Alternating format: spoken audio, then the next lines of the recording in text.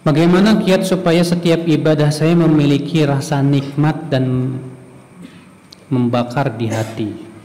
Membakar, lezat gitu Pak, jangan membakar ya. Bagaimana caranya supaya ibadah itu terasa nikmat? Rasulullah SAW bersabda, "Thalathun man kunna fihi wajada bihinna halawatal iman." Ada 3 perkara, siapa yang 3 perkara ini ada pada diri seseorang, dia akan merasakan manisnya iman. Imam Nawawi ketika menafsirkan makna manisnya iman, artinya ia akan merasakan lezatnya keimanan dan lezatnya ketaatan. Apa 3 perkara itu? An yakunallahu wa rasuluhu ahabba ilaihi mimma siwahuma. Allah dan Rasulnya lebih ia cintai dari segala-galanya.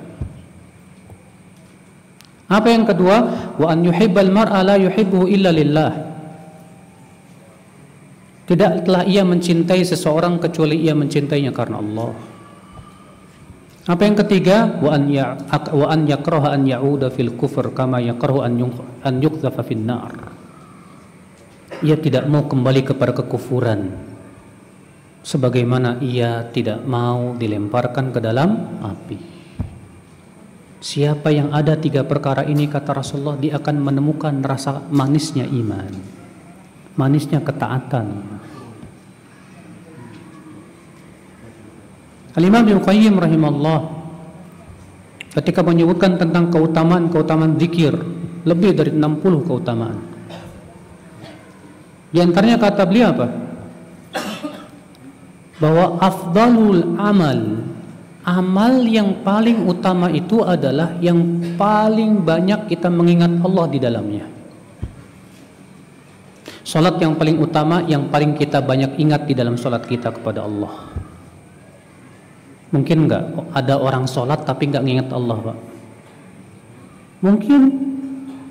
Allahu Akbar, dia salat, pikirannya entah kemana. Ya. Mulai dari awal sholat sampai akhir sholat mikirnya kemana? Ke pasar, ke makanan. Keingat Allah.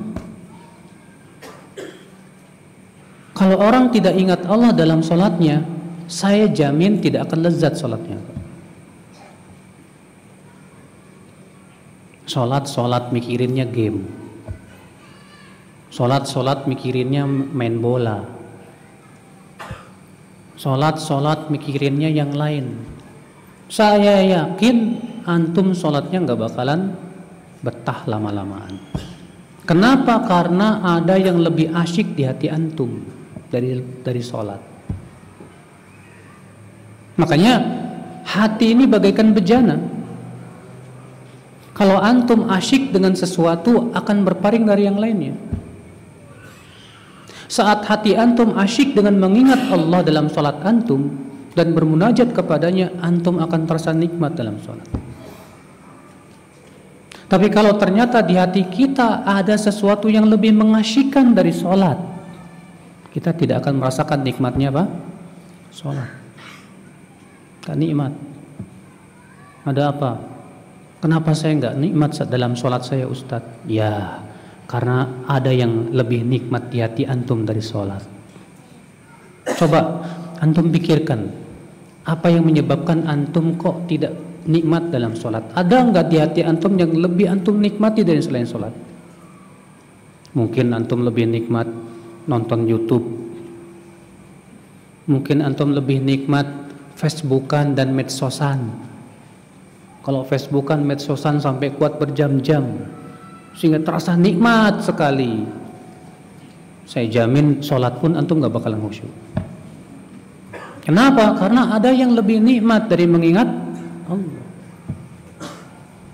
Apalagi kalau antum lagi jatuh hati sama akhwat, alah, ya, musibah besar dalam hidup, Pak. Ya.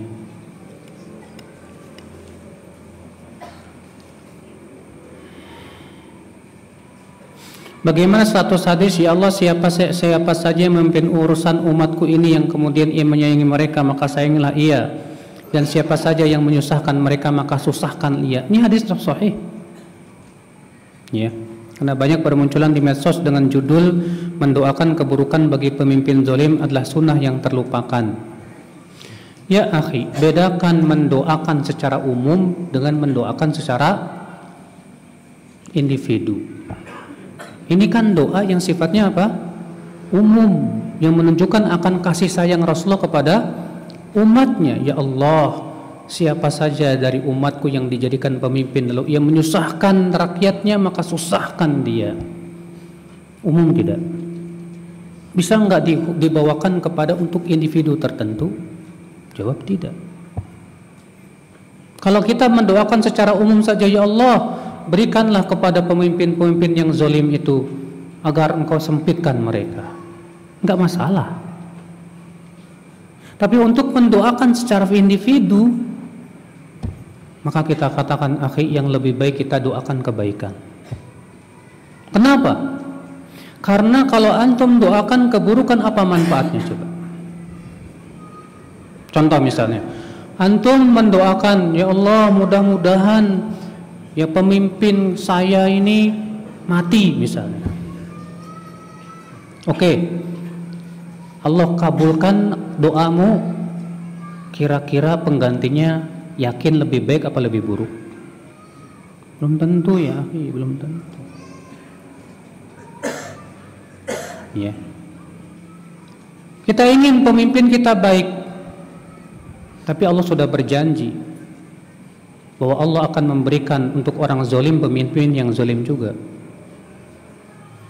Allah berfirman, wa kadzalika nuwalli ba'dadh-dhalimina ba'dhan bima kanu yaksibun. Demikianlah kami berikan kepada orang zalim pemimpin dari yang zalim. Tapi kalau kita doakan kebaikan, kan ternyata Allah kabulkan. Kebaikannya buat siapa? Buat kita semuanya ya. Makanya asar-asar dari para ulama salaf yang mengatakan, kalau aku punya doa yang mustajab, aku akan doakan pemimpin, karena kemaslahatan mereka, kemaslahatan untuk umat. Allah. Ya. Maka ya akhul Islam, azani Allah wa ya. Cobalah kita lihat apa maslahatnya kita mendoakan keburukan. Oke lah, dia pemimpin yang zalim. Ini dia Al-Hasan Al-Basri. Ketika mendengar ada orang yang mendoakan keburukan atas Hajjaj bin Yusuf. Hajjaj bin Yusuf tahu? Dia sudah membunuh 120.000 kaum muslimin, memenjarakan 80.000 kaum muslimin, di antaranya 30.000 wanita. Ketika Al-Hasan Al-Basri mendengar orang yang mendoakan kecelakaan untuk Hajjaj, apa kata Al-Hasan Al-Basri? Jangan kamu lakukan itu, karena aku khawatir jika Allah kabulkan doamu, ternyata penggantinya kera dan babi. Artinya dari mana kamu tahu dan yakin bahwasanya penggantinya akan lebih baik? Silakan contoh aja Pak, ketika dulu Pak Soeharto di demo besar-besaran, matanya itu pemimpin yang zalim, katanya togut, lengserlah ia. Keadaan semakin baik apa semakin buruk? Ambil pelajaran itu. Tapi banyak yang tidak mau mengambil pelajaran. Alhamdulillah kita diberikan pemimpin tidak sekejam Fir'aun Pak. Fir'aun memutuskan untuk membunuhi anak-anak Bani Israel. Dalam keadaan seperti itu, bayangkan Pak, Nabi Musa mengatakan apa? Isbiru, sabarlah. Innal arda lillahi yurithuha may yasha. Sesungguhnya bumi itu akan diwariskan kepada siapa yang Allah kehendaki. Apa jawab Bani Israel? Udhina min qabli an ta'tiyana min ba'di ma ji'tana. Kami ini sudah diuji sebelum kau datang, setelah kau datang. Artinya Pak, akhlak Bani Israel disuruh sabar, tak mau. Bapak tahu tidak Pak, ketika Banu Abbasiyah dipimpin oleh As-Saffah dan dia berhasil menghancurkan Banu Umayyah, disebutkan bahwa ia setiap harinya menyembelih 80 orang Banu Umayyah. lalu minum-minum di atas bangkai-bangkai mereka. Pemimpin kita nggak seperti itu kan? Alhamdulillah. Bapak tahu tidak Pak, ketika dunia Islam dikuasai oleh Banu Fatimiyah Syiah, ribuan jemaah haji dibunuh, sampai sumur Zam-Zam merah dengan darah. Ada seorang ulama, saya lupa nama ulama itu, dia mencaci pemimpin Banu Fatimiyah itu, ditangkap, lalu diputuskan supaya dia dibunuh. Ternyata Argojonya nggak mau. Ternyata apa? Datanglah Argojo Yahudi, dikulitin sedikit-sedikit, sampai begitu kejamnya Pak. Alhamdulillah pemimpin kita nggak seperti itu kan. Bersyukur makanya. Kita masalahnya nggak bersyukur Pak. Coba lihat di Suriah, 1 juta kaum muslimin dibomin, dihabisin. Kita di negeri kita belum, alhamdulillah nggak sampai seperti itu kan. Dan mudah-mudahan tidak terjadi hal seperti itu. Di mana syukur kita ya akhi? Banyak yang terpancing oleh emosi-emosi apa yang disebar-sebarkan itu. Katanya pemimpin kita memihak ini, membiarkan kaum muslimin begini. Bisa jadi karena mereka melemah, bisa jadi ditekan oleh negara sana. Ada kepentingan-kepentingan yang masuk dari luar untuk menekan negeri kita, sementara pemerintah kita tidak mampu apa-apa. Bisa jadi kita lemah, betul. Kenapa kita lemah? Akibat dosa-dosa kita, wallah. Akibat dosa-dosa kita. Antum melihat di negeri kita kesyirikan merajalela, bukan? Antum melihat kebid'ahan merajalela, bukan? Antum melihat berbagai macam ya penyimpangan-penyimpangan merajalela, bukan? Jangan merasa aneh Pak, kalau ternyata Allah berikan pemimpin yang tidak sesuai dengan harapan kita. Yang udah ngaji dengan yang belum ngaji berapa sih? Makanya dari itu ya akhi, sekarang ini yang harus kita lakukan perbaikan masyarakat. Perbaiki masyarakat, perbaiki terus. Masalah hasil itu di tangan Allah. Yang penting ketika kita bertemu dengan Allah, kita sudah ada alasan di hadapan Allah. Cuma masalahnya kita tidak sabar. Khabbab bin Al-Arat, Rasulullah sedang duduk di bawah naungan Ka'bah. Lewatlah Khabbab bin Al-Arat yang sedang disiksa. Bayangkan. Apa kata Khabbab bin Al-Arat? Ya Rasulullah, ala tad'u lana, ala tastansir lana. Tidakkah engkau segera berdoa untuk kemenangan kita ya Rasulullah? Tidakkah engkau minta segera kepada Allah pertolongan? Maka Rasulullah bersabda apa? Orang-orang sebelum kalian ada yang digergaji dengan gergaji besi, ada yang disisir dengan sisir besi sampai ke tulangnya, dan itu tidak menghalangi mereka dari agama Allah. Walakinnakum qaumun tasta'jilun, kata Rasulullah. Akan tetapi kalian ini memang tergesa-gesa. Kita tergesa-gesa kenapa Pak? Ditakut-takutin terus. Orang-orang yang ya saya katakan kaum haroki yang memang kerjaannya menakut-nakuti kaum muslimin, menyebarkan meme-meme dan yang lainnya yang membuat kaum muslimin takut. Nanti akan begini, nanti akan begitu, nanti. Kalau ditakut-takuti tersebut ya, dan akan terus ditakut-takuti, tujuannya apa nantinya? Hasilnya apa? Hasilnya kaum muslimin ketakutan. Kalau sudah ketakutan, tergesa-gesa. Ketergesa-gesaan itu dari kekhawatiran Pak. Ya tidak? Sahih. Antum tergesa-gesa ke bandara ngapain? Takut ketinggalan pesawat. Dari ketakutan muncul ketergesa-gesaan. Kalau sudah ditakut-takutin terus Pak, tinggal lempar bensin. Fitnah yang muncul. Kalau sudah fitnah itu besar, Pak, jangan salahkan kalau ternyata kejadian Suriah menimpa Indonesia. Akibat dari orang-orang yang terus dibakar dan dipanas-panasi. Maka dari itulah alhamdulillah duat-duat sunnah selalu berkata sabar, sabar. Tapi kita yang berkata sabar disebutnya apa, Pak? Allah itu ngedukung itu. Menjilat. Subhanallah.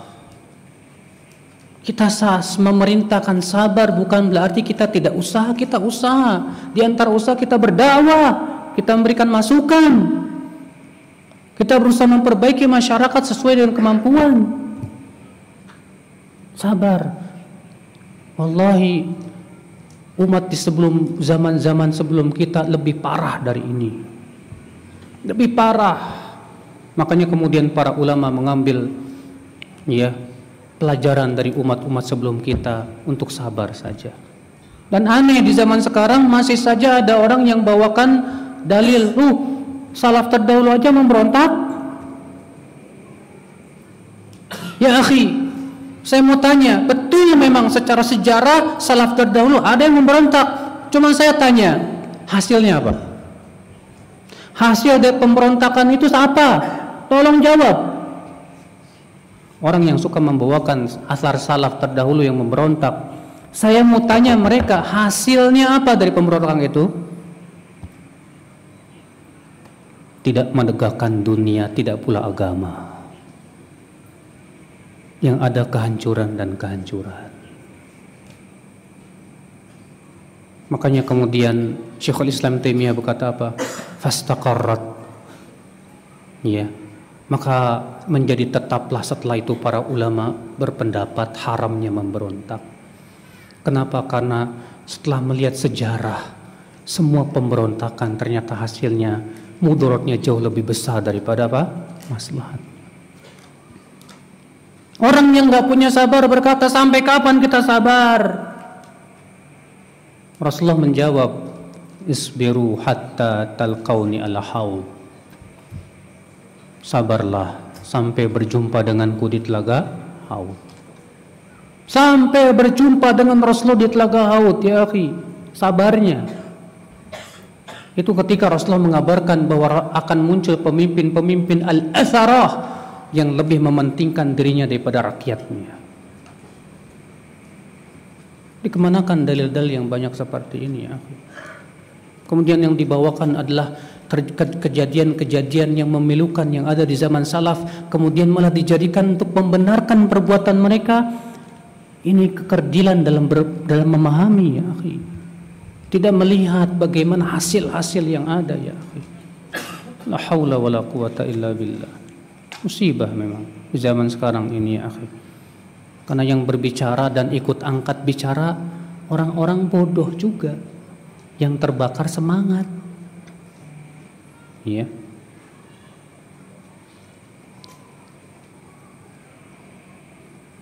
Bagaimana kiat istiqomah dalam taubat Ustadz? Kemudian meninggal dalam keadaan husnul khatimah. Akhi, kalau kita telah menganggap buruk perbuatan dosa, pertahankanlah anggapan buruk tersebut.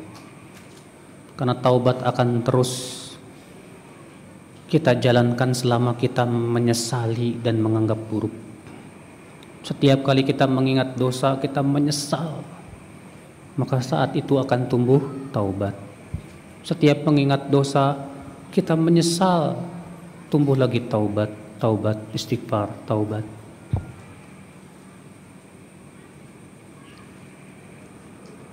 Kemudian ya akhi, agar kita istiqomah dalam taubat, jangan berteman dengan orang-orang yang bisa menjerumuskan kepada dosa. Demikian pula jauhi semua alat-alat ataupun tempat ataupun keadaan yang bisa menyeret kita kepada dosa yang sama. Kalau antum sebab berbuat dosanya handphone, jauhi handphone. Kalau antum sebab berbuat dosanya teman, ya udah cari teman yang saleh. Kalau antum sebab berbuat dosanya lingkungan, segera cari lingkungan yang baik. Harus ada usaha. Kalau nggak usaha susah ya akhi. Iya.